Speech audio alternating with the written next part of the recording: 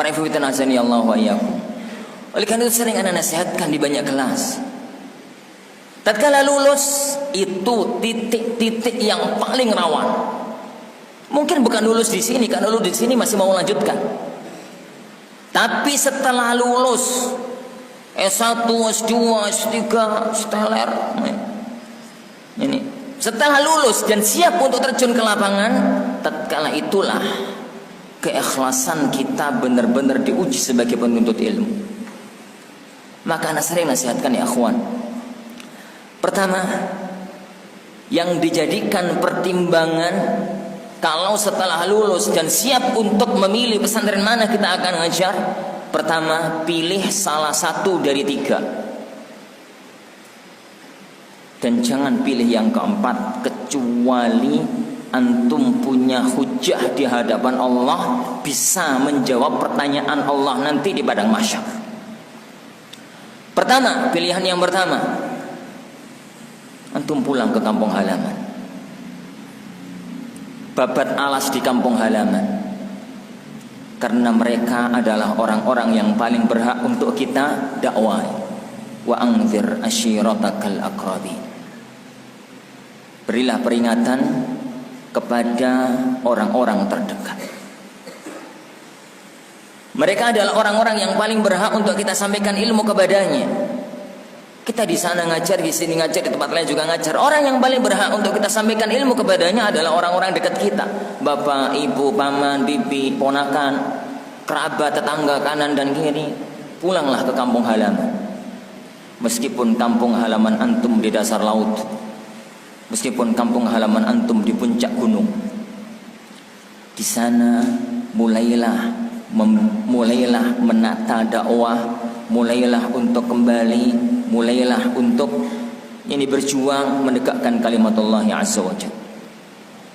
Itu yang pertama. Apabila pilihan ini tidak memungkinkan, berat Ustaz, terlalu berat medan dakwah kalau di sana, saya belum siap. Oke lah, khair. Kalau memang medan di kampung terlalu berat dan tidak memungkinkan bagi kita untuk bisa pulang, maka menetaplah antum di pesantren ini.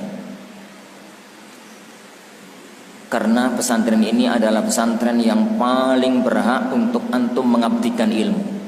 Karena di sini antum belajar. Karena di sini antum belajar. Bosan Ustaz? Khair insyaallah, enggak ada masalah. Bosan Ustaz, airi asin terus? Khair insyaallah, enggak ada masalah. Saya pingin daerah yang lain, pingin cari pengalaman, pingin ngerti daerah lain, pingin ngajar di pesantren lain. Kami enggak menolak ya kawan. Tapi saya punya satu syarat. Cari pesantren yang menjanjikan fasilitas yang paling sedikit. Ini 5 juta, ini 50 juta, ini misalkan 2 juta, ini 1 juta, ini 500.000. Lah pilih yang 500.000 itu. Ini di sana dikasih fasilitas rumah 2 lantai, ini rumah setengah lantai, ini rumah 1 lantai. Lah pilih yang setengah lantai tadi. Di sana ini rumahnya pakai granit, yang sini pakai keramik biasa, yang sini pakai plesteran, yang ini pakai tanah. Lah pilih yang pakai tanah itu. Pilih ya akhwan. Dari semua yang menawari antum, pilih pesantren yang menjanjikan dunia paling sedikit. Karena itulah titik keikhlasan. Karena kalau pulang ke sana ya akhwan, itu benar-benar ikhlas lillah, ndolek apa. Kalau mau cari uang bisa saya ke pesantren A, tapi kita ke pesantren B karena di sana benar-benar gurunya nggak ada, benar-benar mesakne, benar-benar apa, kita babat alas di sana.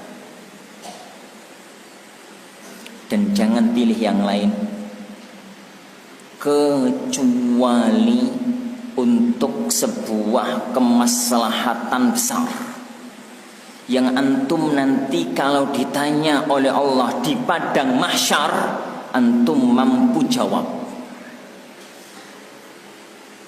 Gambarkan ya akhwan, kalau antum berada di padang mahsyar nanti, di peradilan agung, di hadapan hakim agung Allah Subhanahu wa taala, di hadapan ahkamul hakimin, di hadapan yang la yakhfa alaihi syai', tidak ada satupun yang tersamarkan dalam pandangan Allah Subhanahu wa taala. Kalau nanti peradilan agung itu Allah bertanya, wahai hambaku, tatkala kamu lulus Al-Furqan, kemudian kamu ditawari banyak pesantren untuk ngajar, kenapa kamu milih di pesantren A? Kalau nanti antum mampu jawab pertanyaan itu, silahkan milih pesantren apapun. Tapi kalau kira-kira nggak mampu jawab pertanyaan itu, hati-hati. Ini perkara besar, akhwat. Keikhlasan ini perkara besar. Mampukah kita nanti di hadapan Allah mengatakan, karena di pesantren A gajinya lebih gede, Ustaz? Mampu ngomong begitu di hadapan Allah? Karena di pesantren A rumahnya 2 lantai, Ustaz. Nih kok Ustaz, yani, karena di pesantren A rumahnya 2 lantai, ya Allah. Mampu mengatakan itu di hadapan Allah nanti di padang mahsyar? Karena di sana dikasih fasilitas roda 4, ya Allah. Mampu mengatakan itu nanti di hadapan Allah? Tidak. Tidak ada seorang hamba pun mampu mengatakan itu di hadapan Allah Subhanahu wa taala. Maka jangan sampai dipojokkan kita di peradilan itu nanti gara-gara sikap kita sekarang di dunia. Masalah keikhlasan bukan masalah yang remeh, ini masalah titik pokok segalanya. Ini masalah titik pokok segalanya.